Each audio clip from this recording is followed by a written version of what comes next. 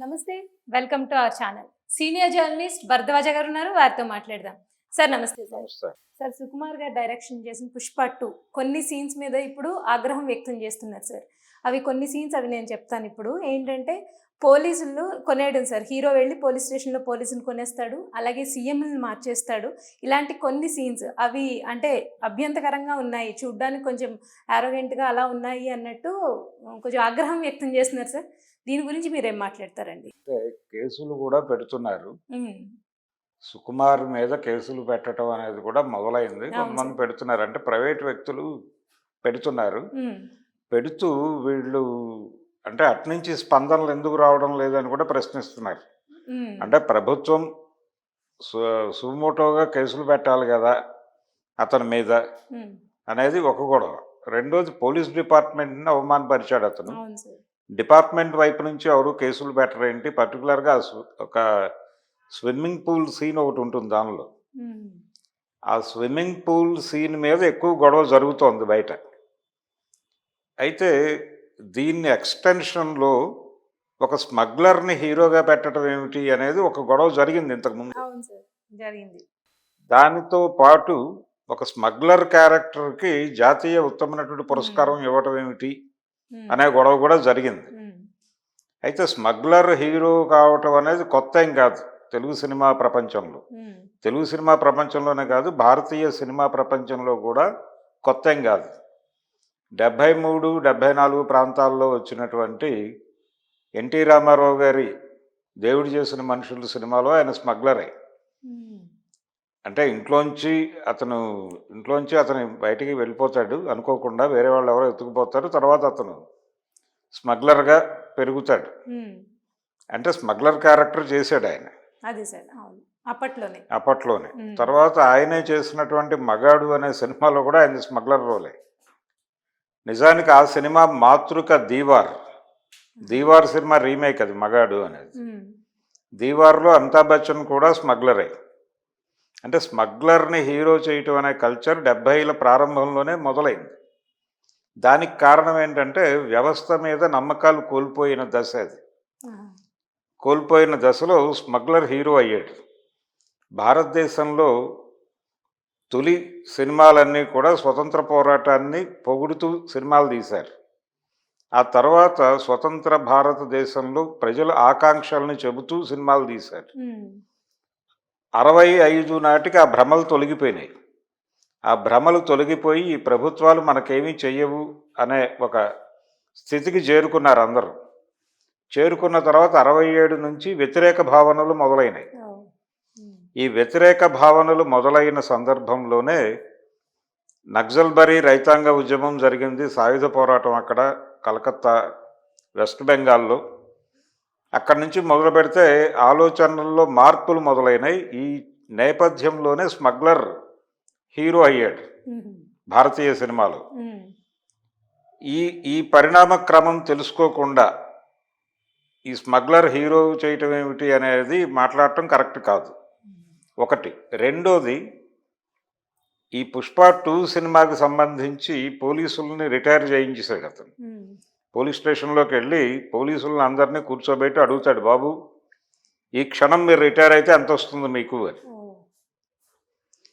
అంటే ఒక్కొక్కడు ఒక్కొక్క లెక్క చెప్తాడు. ఆ డబ్బులు ఇచ్చేసి పంపించేస్తారు వాళ్ళని, సంతకాలు పెట్టించేసి. అంటే రిజిగ్నేషన్ లెటర్లు తీసేసుకుని ఆ రిజిగ్నేషన్ లెటర్లన్నీ అక్కడ టేబుల్ మీద పెట్టేసి తన వాళ్ళని విడిపించుకుని తీసుకెళ్ళిపోతాడు. ఇది కొంచెం ఓవర్గా అనిపించింది చాలామందికి. హ్మ్.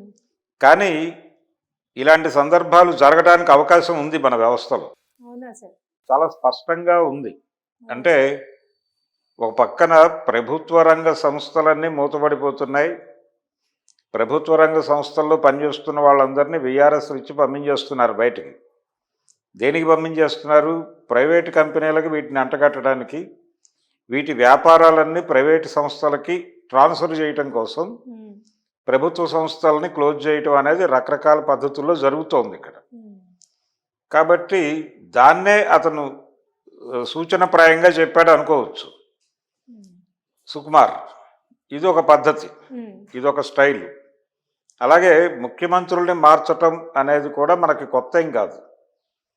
చాలా క్లియర్‌గా ఆంధ్రప్రదేశ్ చరిత్రలో ఉమ్మడి ఆంధ్రప్రదేశ్ చరిత్రలో చూస్తే కాంగ్రెస్ పార్టీ హయాంలో 5 ఏళ్లలో వాళ్ళు 3-4 ముఖ్యమంత్రుల్ని మార్చినటువంటి సందర్భం కూడా చూసాం మనం. అవును సార్. మర్రి చెన్నారెడ్డి గారిని అధికారంలో నుంచి దించడం కోసం ఒక గ్రూప్ లాబీ చేసి హైదరాబాదులో పాత బస్తీలో మత కల్లోలాలు రేపి దాదాపుగా 100కు పైగా హత్యలు జరిగినాయి అక్కడ.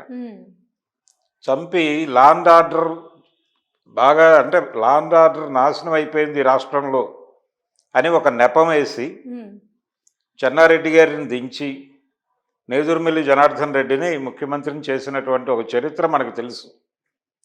కాబట్టి ముఖ్యమంత్రుల్ని మార్చటం అనే కార్యక్రమం కూడా చేయొచ్చు, డిజైన్ చేయొచ్చు.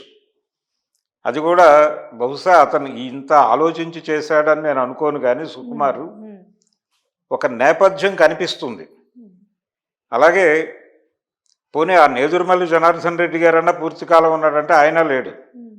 ఆయన తీసేసి మళ్ళీ కోట్ల విజయభాస్కర్ రెడ్డి గారిని పట్టుకొచ్చారు. అంతకు ముందు కాంగ్రెస్ పార్టీ, అంటే ఎన్టీ రామారావు గారు తెలుగుదేశం పార్టీ పెట్టడానికి ముందు దాదాపు 4 ముఖ్యమంత్రులు మారారు. చెన్నారెడ్డి గారు, అంజయ్ గారు, తర్వాత భవనం వెంకట్రామ్ గారు, కోట్ల విజయభాస్కర్ రెడ్డి గారు, వీళ్ళందరూ వరుసగా 5 ఏళ్ల పరిపాలనలో 4 ముఖ్యమంత్రులు. ఈ 4 ముఖ్యమంత్రులు మారటం ఏమిటి అనేదే తెలుగువాడి ఆత్మగౌరవాన్ని ఢిల్లీ నడివీధుల్లో అమ్మేస్తున్నారు అనే నినాదంతో ఆయన అధికారంలోకి వచ్చాడు ఎన్టీఆర్. కాబట్టి ముఖ్యమంత్రులు మారిపోవటం అనేది కాంగ్రెస్ పార్టీ హయాంలో చాలామంది చూశారు. అయితే వైఎస్ రాజశేఖర రెడ్డి సీఎం అయిన తర్వాత సీన్ మారింది. అంటే ఫ్రాంచైజీ మోడల్ వచ్చింది అప్పుడు. అంటే స్టేట్ని ఆయన ఫ్రాంచైజీగా తీసేసుకుని మీకు ఎంత పంపించేస్తారు, నన్ను వదిలిపెట్టేయండి, స్టేట్ని నాకు వదిలేయండి, ఈ స్టేట్ నుంచి మీకు ఏం కావాలో అడగండి, అది నేను చేసేస్తానని చెప్పి పార్టీ హైకమాండ్తో ఒక డీల్ మాట్లాడేసుకుని అది చేస్తాడు ఆయన. ఇప్పుడు రేవంత్ రెడ్డి గారు కూడా అదే చేస్తున్నాడు, ఫ్రాంచైజీ మోడల్ అయి. కాబట్టి ముఖ్యమంత్రుల మార్పు అనేది ఇప్పుడు ఉండదు. వైఎస్ రాజశేఖర రెడ్డి టైంలో కూడా ఒక ఊహాగానం వచ్చింది అప్పుడు. ఊహాగానం ఏంటంటే ఈయన మొదటి కృష్ణుడు, వైఎస్ అనేవాడు మొదటి కృష్ణుడు, రెండో కృష్ణుడు జైపాల్ రెడ్డి అనుకున్నారు.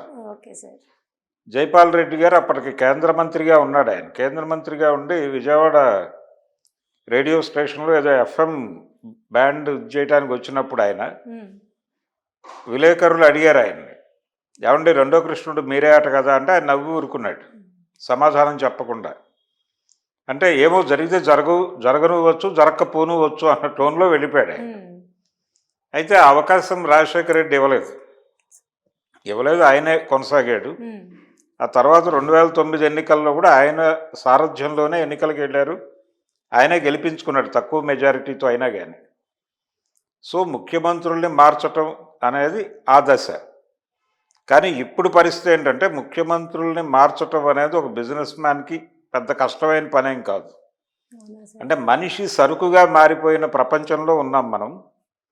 ఎవరినైనా కొనొచ్చు, ఏదో ఒక రేటు ఉంటుంది అంతే. అంటే ఈ సినిమాలో సోఫాలు పంపిస్తాడు, పుష్ప సినిమాలో ఈ సోఫాలు పంపించడం, ఒక సోఫాకి ఒకటి పడవచ్చు, 20 సోఫాలకి ఇంకొకటి పడవచ్చు అనే ధోరణిలో నడుస్తుంది. అంటే మార్కెట్ ఎకానమీలో ఉంది ప్రపంచం.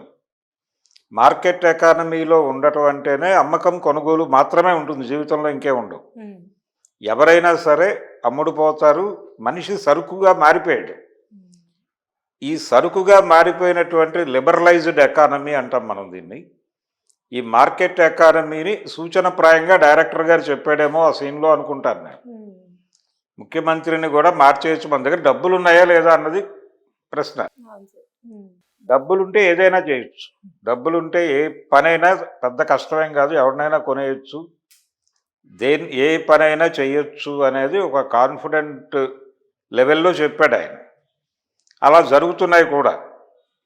అంటే ఈ దేశం నుంచి డబ్బులు పెట్టి మేనేజ్ చేసి విదేశాలకు పారిపోయినటువంటి స్మగ్లర్లను అనేక మందిని చూసాం ఈ మధ్య కాలంలోనే. ఇక్కడ కేసులు ఉంటాయి, వాడు చాలా చక్కగా వెళ్ళిపోగలడు, అందుకు చాలామందిని కొనుగోలు చేస్తారు. ఆ తర్వాత దీనికి సంబంధించిన ఎవరైనా దొరికితే కేసులు పెడితే ఏం పర్వాలేదు, మేము కూడా ఏదో పద్ధతిలో పారిపోతాం ఇక్కడి నుంచి అన్నట్టుగా వ్యవహరించడం చూసాం మనం. అందుకని ఈ అమ్మకం కొనుగోలు వ్యవస్థని మాత్రమే అతను డీల్ చేశాడు సినిమాలో తప్ప లేనిది ఎక్కడా చెప్పలేదు. లేనిది చెప్పలేదు. వ్యవస్థల మీద ఇంకా నమ్మకాలు ఉన్నాయి కొంతమందికి. కొంతమందికి ఇంకా వ్యవస్థ మీద నమ్మకాలు ఉండి ఆ నమ్మకాలు ఉన్న వాళ్ళు ఇదేంటి అనుకుంటున్నారు. మరీ ఇంత ఓపెన్గా మాట్లాడేశాడేంటి ఇతను? కొంచెం గౌరవం ఇవ్వాలి కదా. ఎంత అమ్ముడుపోయినప్పటికీ ముఖ్యమంత్రికి ఒక గౌరవం ఇవ్వాలి కదా, లేకపోతే పోలీస్ డిపార్ట్మెంట్కి ఒక గౌరవం ఇవ్వాలి కదా అన్న టోన్లో బిహేవ్ చేస్తున్నారు కొంతమంది. అమాయకంగా మార్కెట్ ఎకానమీ అర్థం కానట్టుగా కేసులు పెడతామంటున్నారు. ఈ కేసులు కూడా అడ్మిట్ అవుతాయి, కోర్టులో అడ్మిట్ అవుతాయి, కానీ ఏమీ జరగదు. అంటే కోర్టుల నుంచి పాజిటివ్ జడ్జిమెంట్లు ఎలా తెప్పించుకోవాలో కూడా ప్రస్తుతం అందరికీ తెలిసిన విషయమే. అందులో ప్రభుత్వాలను నడుపుతున్న వాళ్ళు, ప్రభుత్వాలను నిర్వహిస్తున్న వాళ్ళు, వీళ్ళందరికీ చాలా స్పష్టంగా తెలుసు. చాలా పెద్ద పెద్ద కేసుల్లో కూడా పాజిటివ్ జడ్జిమెంట్లు తెప్పించుకోగలిగారు. ఆ జడ్జిమెంట్లు ఇచ్చినటువంటి వాళ్ళు, పర్టికులర్గా ప్రభుత్వాలకు అనుకూలంగా జడ్జిమెంట్లు ఇచ్చిన జడ్జిలు అందరూ కూడా ఆ తర్వాత చాలా పెద్ద పొజిషన్స్లోకి వెళ్ళారు. వాళ్ళు రిటైర్మెంట్ తర్వాత గవర్నర్లు గాను, ఎంపీలు గాను, ఇలా. అది అంటే వాళ్ళు ఆ రేటుకి అమ్ముడిపోయారనేది అర్థం. అట్లా ఎవరినైనా సరే కొనేసేటువంటి ఒక మార్కెట్ ఎకానమీలో ఉన్నప్పుడు వీళ్ళెందుకు కొన్నారు, వాళ్ళెందుకు కొన్నారు, కొన్నట్టుగా ఎలా చూపిస్తారు మీరు అనేటువంటి హక్కు ఎవరికీ లేదు. కాకపోతే ఏంటంటే రాజ్యాంగం ఇంకా కొంచెం అంటే ఇంకా ముసుగు వేసి పరిపాలన నడుస్తోంది, కానీ ఇప్పుడు రాజ్యాంగాన్ని కూడా మార్చేసే ప్రయత్నంలో ఉన్నారు వీళ్ళు. రాజ్యాంగాన్ని కూడా మార్కెట్ ఎకానమీకి అనుగుణంగా మార్చాలి అనేటువంటి ఒక ప్రయత్నం జరుగుతోంది. అలాగే చట్టాలను కూడా మార్చే ప్రయత్నంలో ఉన్నారు. ప్రో మార్కెట్ చట్టాలు లేకపోవడం వలన అనవసరంగా కేసులు పెడుతున్నారు మా మీద అని పొలిటీషియన్సే అనుకుంటున్నారు. చాలామంది రాజకీయ నాయకుల మీద కేసులు ఉన్నాయి. కేసులు లేని రాజకీయ నాయకుడు లేడు ఇప్పుడు. జగన్మోహన్ రెడ్డి మీద కేసులు ఉన్నాయి, అలాగే రేవంత్ రెడ్డి గారి మీద కేసు ఉంది, చంద్రబాబు గారి మీద కేసు ఉంది. కేసు లేనివాడు రాజకీయ నాయకుడు కానేరడు అనేటువంటి పరిస్థితి నడుస్తుంది. కాబట్టి ఈ కేసులన్నీ ఎందుకు వస్తున్నాయి మన మీద అంటే, మన చట్టాలు ఇంకా ప్రో మార్కెట్ మారలేదు.